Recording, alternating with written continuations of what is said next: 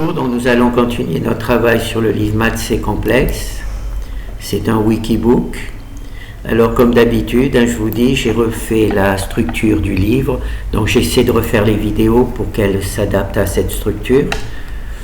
Alors on va aller dans produit scalaire, la décomposition par le vecteur x. Alors petit rappel, j'ai essayé de créer la fonction SVD, singulière value décomposition, la décomposition singulière, et je n'ai pas réussi et je suis tombé sur cette décomposition. Comme je ne connaissais pas son nom, je l'ai appelée x en attendant de connaître son nom. Elle est basée sur deux fonctions, xv et xu. Alors xv calcule le vecteur v, xu calcule le vecteur u, et on a vu déjà tout ce travail précédent. Et maintenant, on va voir comment cette décomposition est capable ou pas de calculer les fonctions matricielles trigonométriques. Alors, on va voir le premier exemple. Donc, je récupère le code de cet exemple. Alors, cette propriété est une propriété de la trigonométrie. On va voir si on remplace par A par une matrice, si on obtient bien l'égalité. Alors ceci est la deuxième vidéo sur le sujet. On a vu la première, la première partie ici, où on a travaillé cette partie. Donc peut-être que je vais aller un peu vite, mais il suffit de regarder la vidéo au-dessus pour un petit peu se mettre dans l'ambiance. Voilà. Alors on a une matrice A, on a un vecteur U et un vecteur V. Alors c'est ici, on affiche la matrice A, c'est une matrice aléatoire, sans qualité particulière. On a un vecteur U qui est créé avec cette fonction xu, on a un vecteur V qui est créé avec cette fonction xv. Petit rappel, on utilise la A transposé conjugué et pas A. Et grâce à ces deux vecteurs, U et V, qu'on leur a créés, en prenant le conjugué transposé de U multiplié par A multiplié par V, on obtient une matrice diagonale. Cette matrice diagonale a la caractéristique, c'est que ses valeurs sur la diagonale sont complexes. D'accord? Oh là, je fais des bêtises, Z. Et quand on calcule sinus de 2A et 2 cosinus de A, on obtient les mêmes valeurs. Donc on va le faire à plusieurs reprises. Donc il y a U, il y a V, il y a ici le X qui est obtenu grâce aux deux vecteurs précédents. Et quand on calcule sinus de 2A et 2 cosinus de A, on obtient les mêmes valeurs. Alors maintenant on va voir comment on va obtenir sinus de 2A et 2 cosinus de A.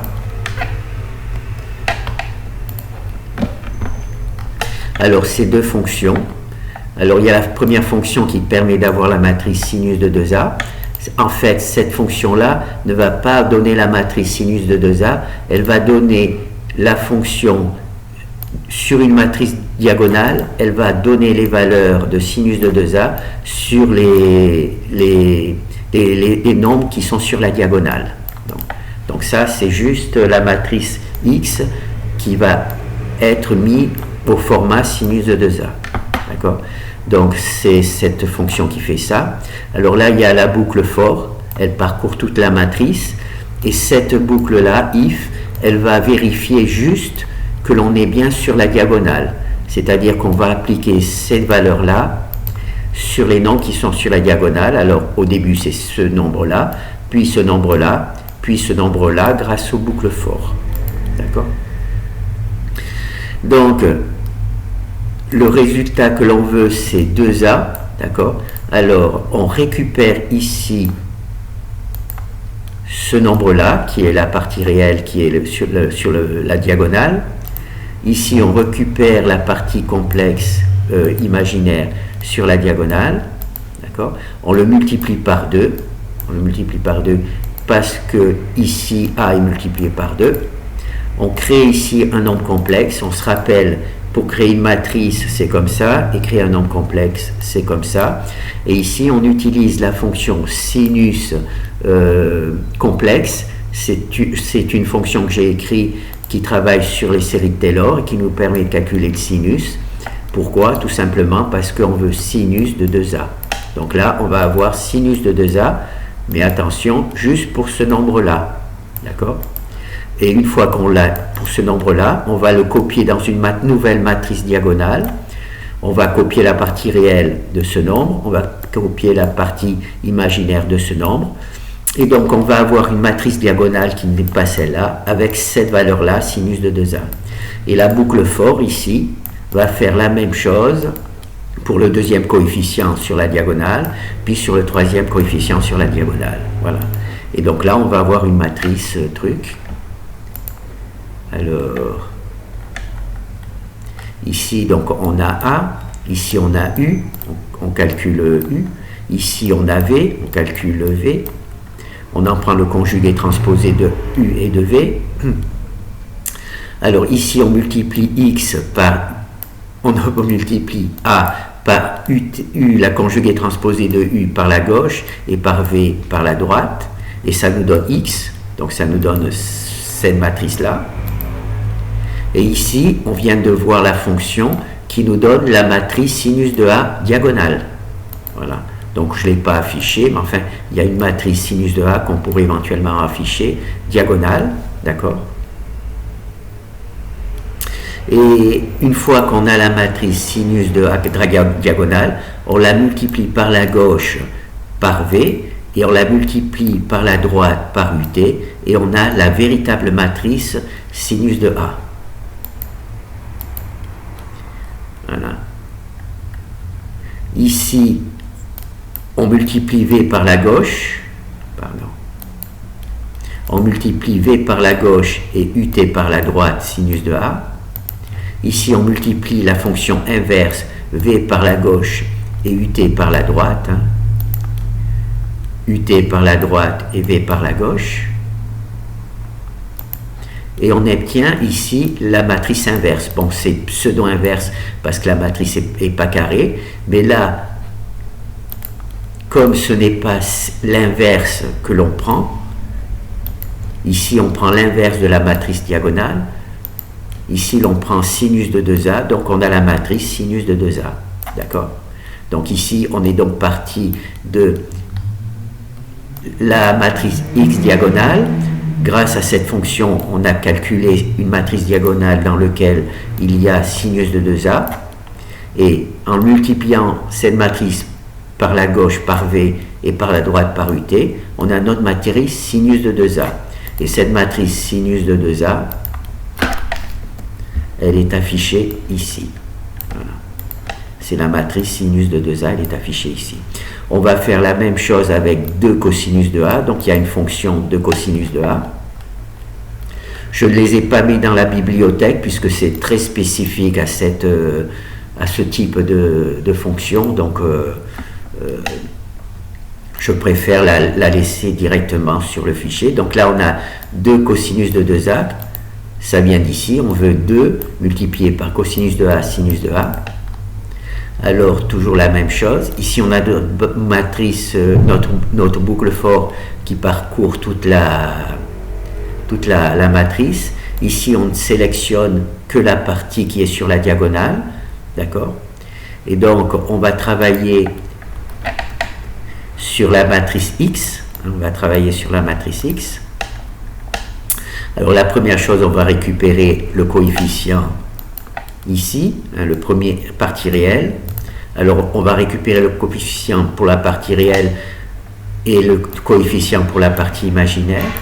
Donc ça, on travaille sur le premier nombre, partie réelle, partie imaginaire. On crée un nombre complexe à partir de ces deux valeurs, puisque ces deux nombres ne sont pas associés jusqu'à ce qu'on crée un nombre complexe. Et là, on a une fonction cosinus qui se base sur la série de Taylor qui permet de calculer les cosinus d'un nombre complexe. Donc on calcule, on utilise. Et donc là, on a cosinus de A. On fait la même chose, on récupère cette valeur-là à partie réelle, on récupère cette partie-là, partie complexe, uniquement sur ce nombre. Hein. On crée un nombre complexe. Hein. Alors vous vous rappelez, pour créer une matrice, c'est un M. Pour créer un nombre complexe, c'est sans le M. Et là, on a une fonction sinus qui est capable de calculer le sinus d'un nombre complexe en utilisant la série de Taylor. Donc on a le cosinus de A et le sinus de A. Nous, ce qu'on veut, c'est pas le sinus de A, cosinus de A, c'est 2 cosinus sinus de A. Donc ici, on multiplie cosinus de A, sinus de A. On a la solution. Et on le multiplie par 2 parce qu'on veut cosinus de A, sinus de A multiplié par 2. Donc là, c'est bon. Là, c'est la fonction, elle multiplie par un scalaire. S'il y avait un z, ça serait multiplié par un nombre complexe. Mais comme c'est 2, c'est pas la peine de créer un nombre complexe avec 2. Donc j'utilise cette fonction-là. Et donc là, on a 2 cosinus de A, c'est-à-dire qu'on a cette valeur-là pour ce coefficient-là. D'accord? Donc on va copier ce coefficient-là, hein, dans une nouvelle matrice diagonale qu'on va appeler 2 cosinus sinus de A, un value. Hein. C'est une nouvelle matrice diagonale. On va copier la partie réelle et la partie imaginaire de ce nombre qui est un nombre complexe. Et donc on va, je ne l'ai pas affiché, mais une matrice diagonale dans laquelle il y a 2 cosinus sinus de A, multiplié par sinus de A. Voilà. Donc là, on a vu le travail de cosinus sinus de A. Alors c'est cette fonction qui fait ça, hein. Donc 2 cosinus. Donc là, on a notre matrice diagonale de cosinus de A. Quand on la multiplie par la gauche par V, exactement comme ici, on la multiplie par la gauche par V, exactement comme ici, on la multiplie par la gauche par V. Le 2 cosinus, alors ici, c'est l'inverse, hein. Et ici c'est 2 cosinus, et par la droite par UT, par la droite par UT, par la droite par UT. Donc là on calcule le pseudo inverse, hein, puisque ce n'est pas une matrice carrée, mais on prend quand même l'inverse de X.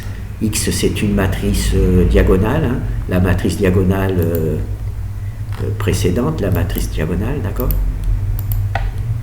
Donc là, on utilise exactement le même algorithme que pour obtenir une matrice inverse ou pseudo-inverse, mais cette fois-ci pour obtenir la matrice de cosinus de A. Donc on a la matrice ici de cosinus de A. Donc là, on affiche sinus de 2A. Là, on affiche de cosinus de 2A. Et on voit que ces deux valeurs sont identiques. Voilà. Donc là, on a pu vérifier que comment ça s'appelle, l'équation trigonométrique sinus de 2A égale 2 cosinus de A, on peut le vérifier sur une matrice complexe, d'accord? Et une matrice complexe totalement aléatoire, elle n'est pas conjuguée, elle n'est pas symétrique grâce justement à cette décomposition X. Grâce à cette décomposition X. Donc on peut en faire un autre, hop. Donc là je vais garder le doigt un petit peu pour vérifier que mon travail ne plante pas si j'en fais plusieurs. Alors là j'en fais une nouvelle. Donc là il y a A, il y a U, il y a V, il y a X. Là on a calculé sinus de 2A, on a cette valeur. Là on a calculé 2 cosinus de A, on a cette valeur et ces deux valeurs sont identiques. Donc là c'est bon, donc on a vu avec sinus de 2A, on va voir le même travail pour mémoriser plus facilement ce travail avec sinus hyperbolique, c'est exactement la même équation mais avec des sinus hyperboliques. Voilà,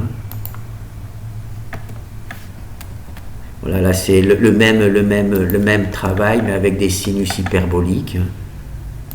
Voilà, hop. On va essayer de garder le même, voilà, c'est la même égalité, mais avec des sinus hyperboliques.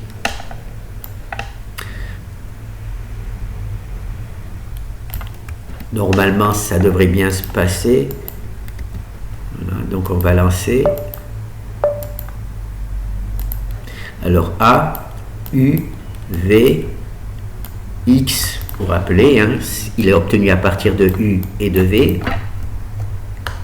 On calcule le sinus hyperbolique de 2A, on calcule 2 cosinus de A, sinus de A hyperbolique, et on obtient les mêmes valeurs.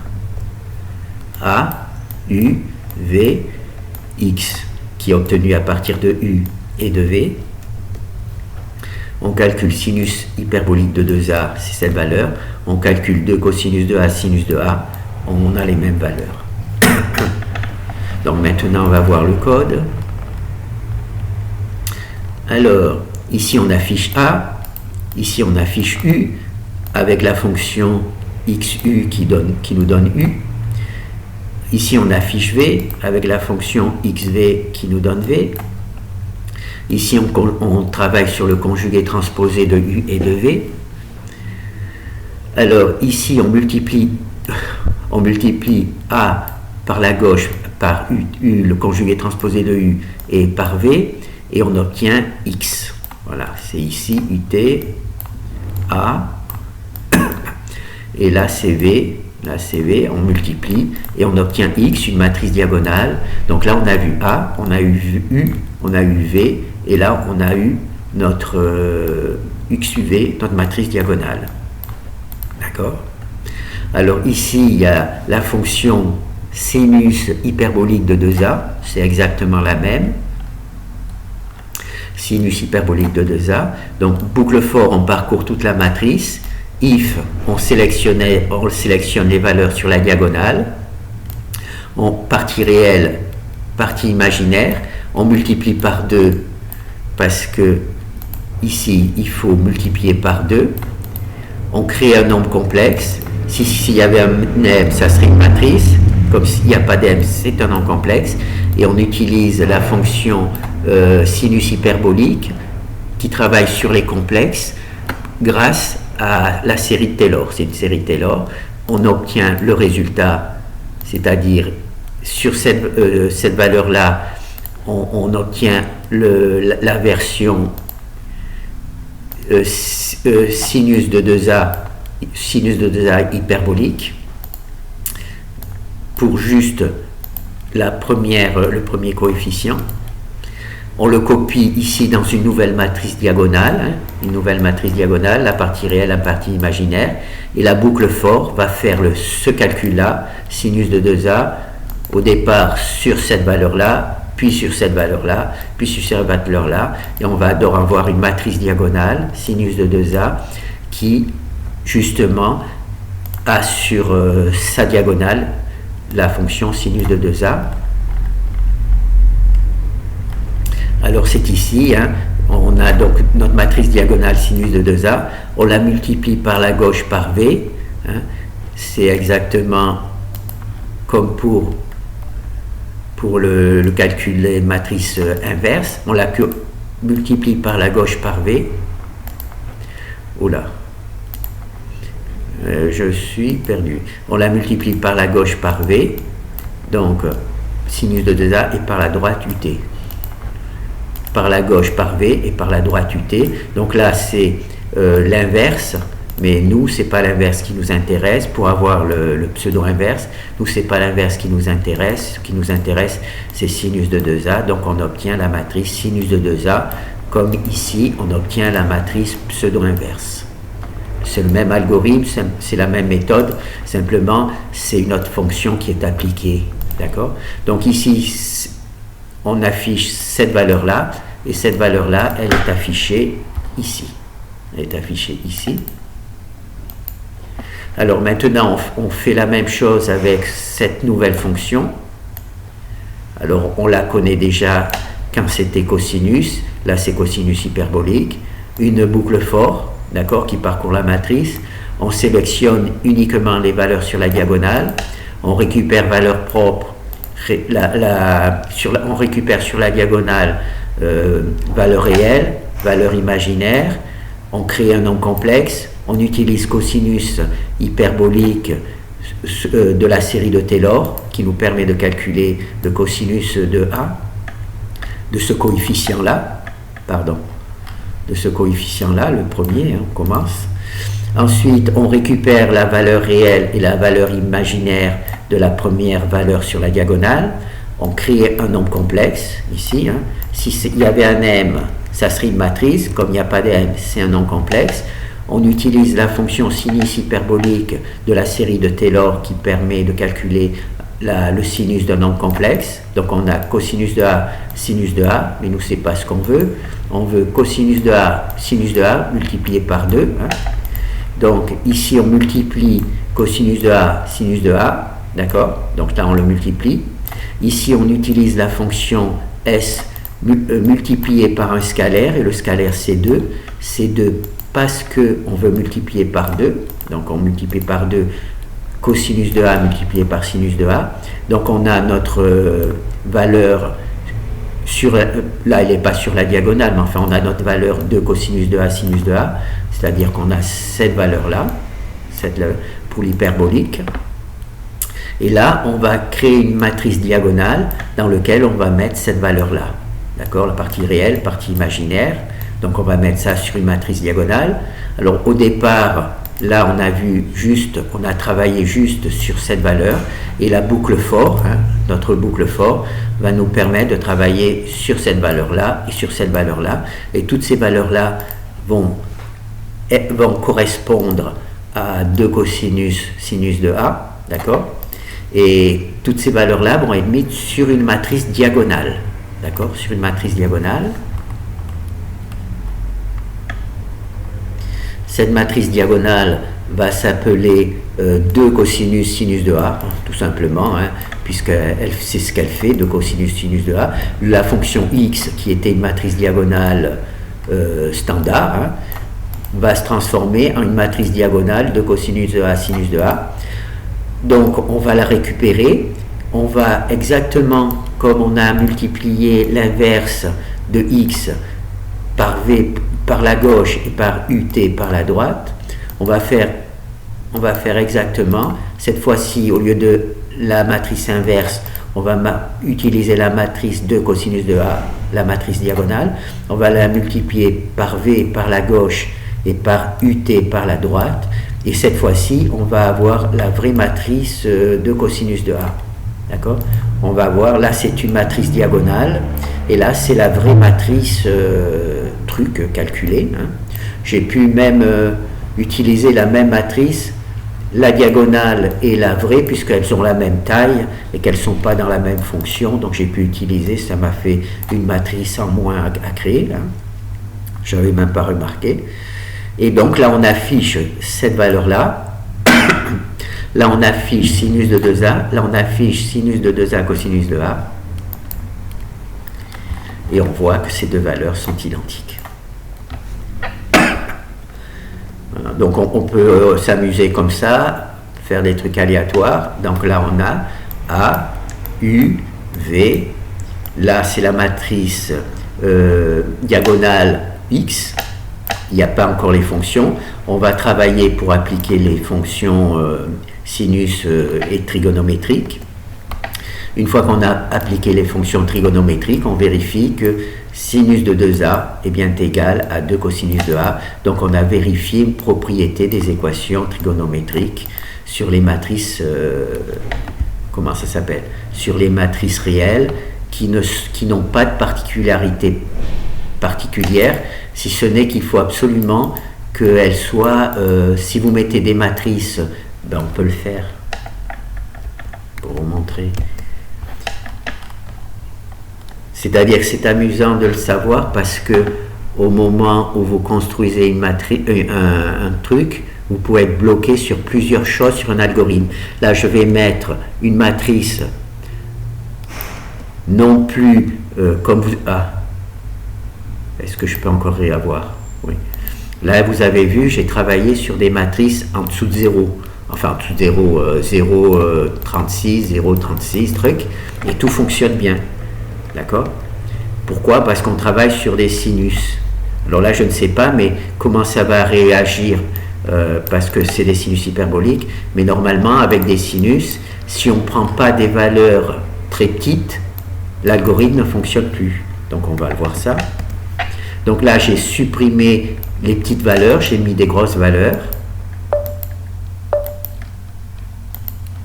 Vous voyez, ça ne fonctionne plus. Ça ne fonctionne plus. Alors là, il y a peut-être une raison pour laquelle ça ne fonctionne plus, c'est le facteur. Donc là, j'ai mis 3 chiffres, donc il faut que je multiplie par 3, enfin par 10 puissance moins 3. Donc là, on va voir 10 puissance moins 3. Donc comme j'ai fait 10 puissance moins 3, les calculs sont bons. Là, c'est bien que je vous l'ai fait montrer. Là, il y a un facteur, ça, c'est pas inutile. C'est-à-dire que si, ici, je crée des valeurs proches de 0, j'avais mis 0 ici, j'avais mis 0 ici, d'accord? Mais maintenant, comme j'ai modifié, j'ai mis des valeurs de l'ordre de 900, et donc, comme il y a 3 chiffres ici, je mets un 3 ici. Et si je ne mets pas un 3 ici, vous avez vu que tout ça est détruit. Par contre là, maintenant on voit que sinus de truc est différent de cosinus de truc. Pourquoi? Parce que la fonction sinus hyperbolique et cosinus hyperbolique, sinus et cosinus, il faut que les valeurs ici, pour que ça fonctionne, soient proches de 0. Enfin 0,2, 0,3, truc. Vous voyez, là je peux en faire plusieurs. Ils sont toujours différents. D'accord? Ils sont toujours différents. Pourquoi?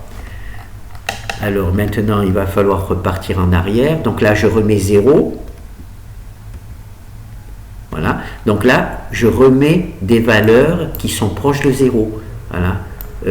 C'est 900, d'accord? Mais multiplié par 10 moins 4.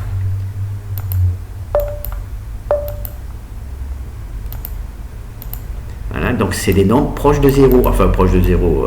10 moins 4. D'accord? Et là, ça marche. On a bien l'égalité. Donc, quand vous faites un algorithme, votre algorithme peut planter tout simplement parce que vous n'avez pas donné les bonnes valeurs de démarrage. D'accord? C'est étrange, mais il faut y penser. Si vous donnez n'importe quelle valeur, il faut tenir compte, si vous travaillez avec des sinus et des cosinus, si vous mettez des 2000 ou des 3000 au lieu de 0,2, 0,3, et bien votre algorithme va planter. Ça ne va pas marcher.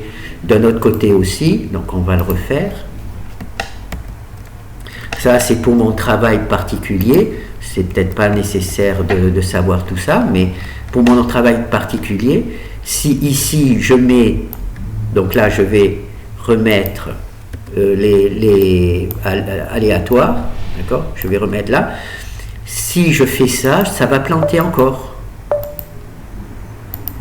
Parce que je n'ai pas travaillé, j'ai oublié de contrôler le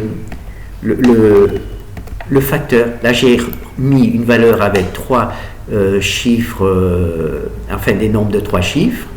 Et là, il y a un facteur, il faut mettre un 3. Parce que sinon, ça déséquilibre. Donc ça, je l'ai inventé, enfin je ne l'ai pas inventé. J'ai trouvé cette méthode parce que sans cette méthode, ben vous voyez, là, ça marche très bien. Ça marche très bien. D'accord? Là, ça marche très bien parce que j'ai mis ce facteur. Et ce facteur-là, il est dans XU. C'est un facteur. Et ce facteur-là, il est dans XV et c'est un facteur. Et sans ce facteur, eh ben, les valeurs qui sont calculées, eh ben, je pense que c'est des overflows et ça détruit. Par exemple, si je mets ici 9, 9, 9, d'accord, ça fait 6 chiffres, je fais le truc, ça plante, d'accord?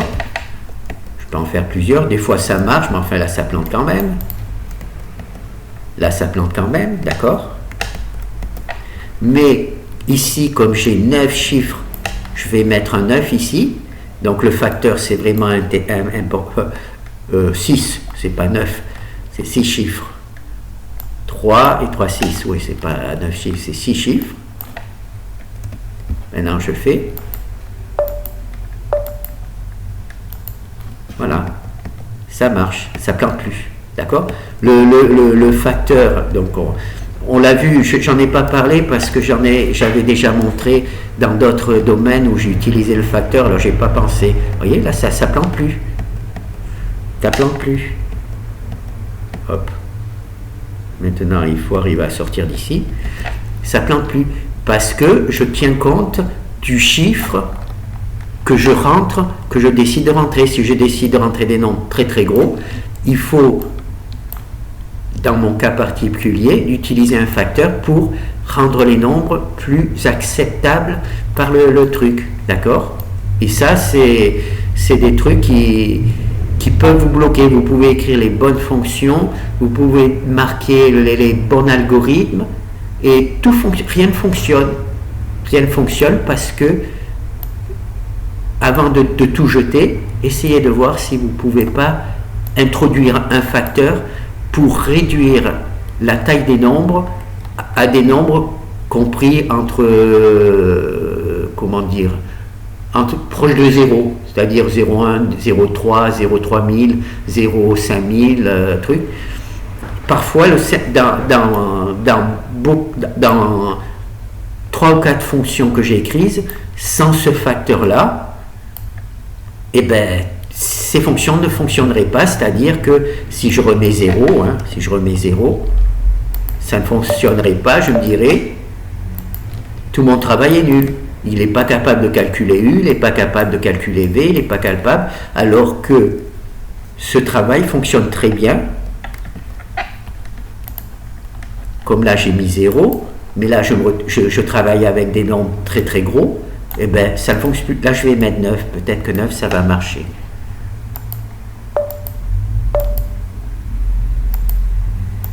Voilà, 9 ça marche. Vous voyez, là 9 ça marche. Vous voyez, ça marche.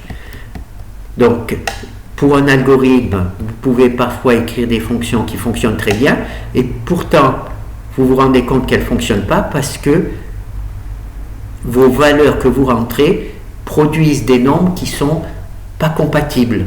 Et donc, trouvez une manière éventuellement d'introduire un facteur, comme je l'ai fait moi pour ces fonctions, qui permet, bon, peut-être qu'on peut voir la fonction. Alors, il faut faire une erreur pour voir la fonction. Hop, on a la fonction ici. Donc là, c'est la fonction xVu. Alors là, il rentre le facteur. Et le facteur, il est ici. Alors ici, c'est la matrice A transposée. Hein. Ici, on multiplie la matrice A transposée par le facteur. D'accord? Et donc, comme on va travailler tout le temps avec cette matrice SAT, elle va tout le temps être multipliée par un facteur, ce facteur-là. Et ça va réduire la taille des nombres. D'accord? Pourquoi? Parce qu'il y a des multiplications, il y a le calcul des valeurs propres. Là, c'est le calcul des valeurs propres. Donc ça, c'est l'algorithme. Hein. Il y a beaucoup de multiplications, il y a le calcul des variables libres, il y a beaucoup d'opérations qui font que si vous rentrez des nombres de cette taille-là, hein, par exemple de cette taille-là, ça va foirer parce que tôt ou tard, il va y avoir des overflows qui vont casser tous vos algorithmes. Et c'est pour ça que j'ai pas inventé, hein, mais je me suis aperçu qu'il y avait des fonctions dans d'autres systèmes où il y avait des facteurs qui permettent, donc je me suis demandé à quoi ça servait. J'ai imaginé que c'était pour diminuer la taille en valeur des nombres. Par exemple, ce nombre-là, si on le multiplie par un facteur 10-4, on va avoir un nombre comme ça. Ou 10-5, on va avoir un nombre comme ça. D'accord? Voilà. Et là, eh ben, pour avoir un overflow avec un nombre comme ça, il faut faire beaucoup d'opérations. D'accord? Et donc ça, c'est un truc de programmation que j'ai non pas découvert, mais que j'ai rencontré, et je me suis demandé à quoi ça servait, et un jour, eh ben, je me suis rendu compte que ça a pu me servir à moi, puisque sans ce facteur, hein, comme je vous l'ai montré ici, hein, sans ce facteur, si je mets 999 avec ici 0, eh ben, ça ne marchera plus. Voilà, ça ne marchera plus. Ça ne marchera plus. Et si je mets le facteur 3, le bon facteur, et bien là ça marche. Voilà, Maintenant ça marche. Ça marche, ça truc. Donc c'est un truc, vous pouvez avoir le super algorithme qui fonctionne très bien et vous vous rendez compte que ça ne marche pas. Essayez avec des matrices. Essayez avec des matrices. Donc là, on va mettre 0. Non, on va mettre 1 et 9. Alors, on va mettre 9. Ah oui, mais ça partira pas. Non, je suis obligé de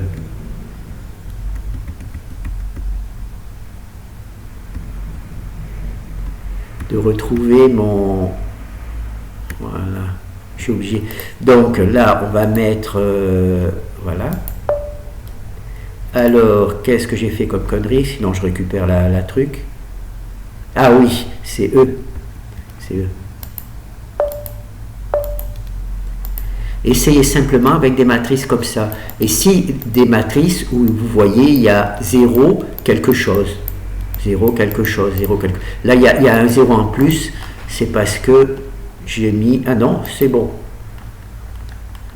Ah non, c'est ici. Donc, on va mettre un 9 en plus. Hop.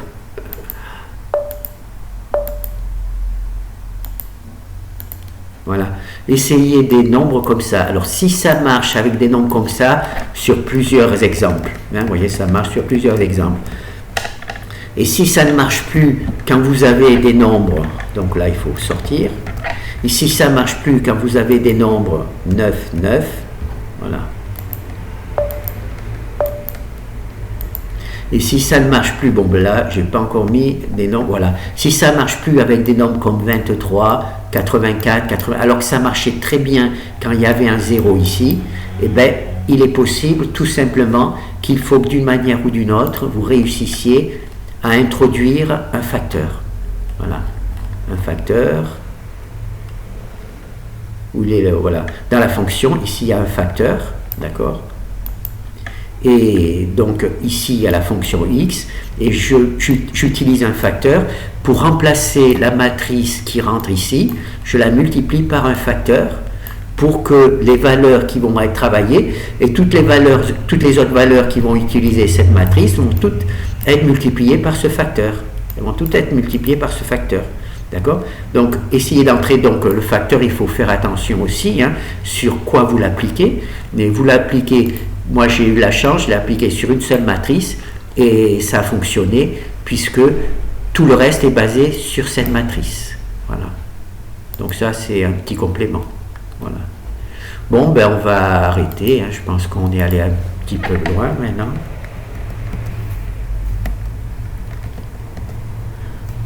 Voilà. Alors, ce que l'on a vu, c'est la décomposition par les vecteurs x. Alors je les ai appelés x, c'est x, u, v et x, u. Alors comme je vous l'ai précisé, j'ai essayé de calculer la valeur singulière et vecteur singulier. Je n'ai pas réussi. Je suis tombé sur ce type de factorisation et vous avez pu voir, j'ai pu faire trouver une matrice diagonale x, j'ai pu en calculer, d'ailleurs je l'ai surtout gardé parce qu'on pouvait calculer le pseudo inverse, le même qu'octave, donc je l'ai gardé.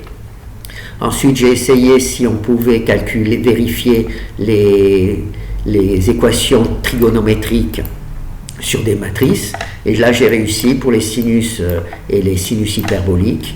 Puis là c'est une autre propriété, bon ben on va pas la voir, c'est une propriété un petit peu particulière. Là, je crois que la vidéo est assez longue, donc voilà. Donc là, c'est la décomposition x. Juste un truc, on peut utiliser pour calculer les valeurs propres. Là, on travaille sur des matrices qui ne sont pas carrées. C'est la particulière. On peut travailler avec des matrices carrées.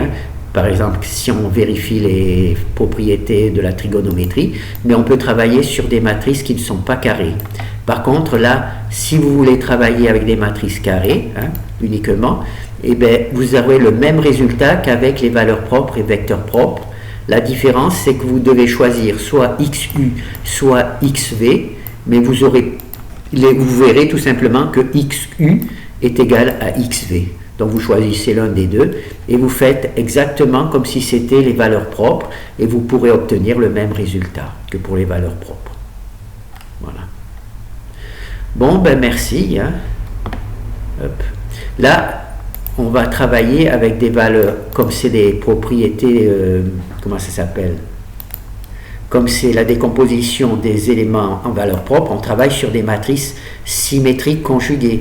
Alors qu'ici, donc elles sont carrées, symétriques et conjuguées. Là, elles ne sont pas carrées, et elles ne sont pas symétriques et conjuguées. Donc ça, c'est juste, j'ai voulu voir si ça fonctionnait. Ben oui, ça fonctionne sur des matrices carrées, symétriques et conjuguées.